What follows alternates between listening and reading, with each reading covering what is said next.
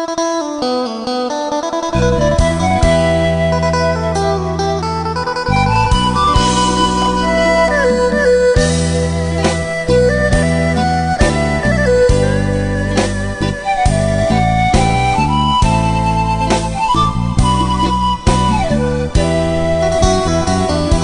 ะเป๋า1 ใบกับเงินแม่ให้อีก400เข้าเมืองฝันเพื่อวันคอยผู้บ่าวสำน้อยเข้ามาขายอายุ15ก็จากบ้านมาเพราะหน้าแห้งแล้งเข้ามา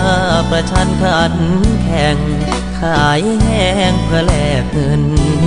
ตราเช่าห้องน้อยๆอยู่ที่ท้ายซอยเพื่อต่อฝันสมัครเข้า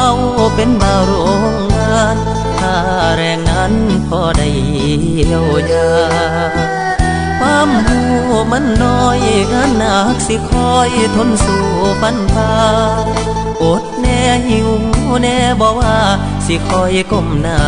กัดแถวฝืนคนทุกข์พอมีบ้างเมื่อเขามายังอยู่เมืองหลวงแต่อย่าได้คอยเป็นห่วงลูกมาเพื่อทวงสิทธิ์จากความจนสิจำคำแม่เว้า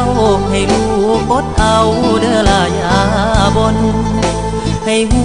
จักอดจักทนย้อนเฮาจนเด้อลูกหลาแม่ได้เงินจักก่อนแล้วลูกสิย้อนไปพร้อมฝันปีนี้คงบ่ได้กลับบ้านลูกขอสู้งานยังไม่อ่อนแอเอาไว้ปีหน้า12 สิงหาคมเด้อแม่สิหอบเอาฟันบ่ยอมแพ้ไปก้มกราบแม่บนตักที่คอย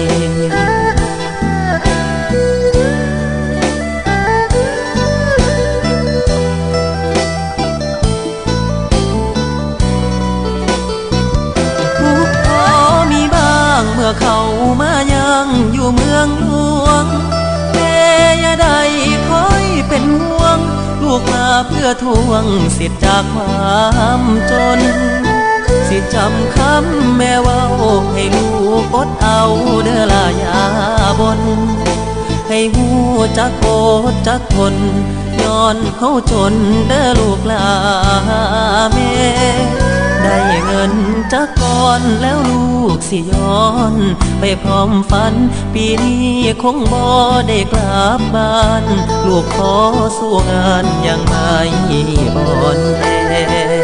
เอาไว้ปีหน้า12 สิงหาคมเด้อแม่สิหอบเอาฟันบ่ยอมแพ้ไปก้มกราบแม่บนตักที่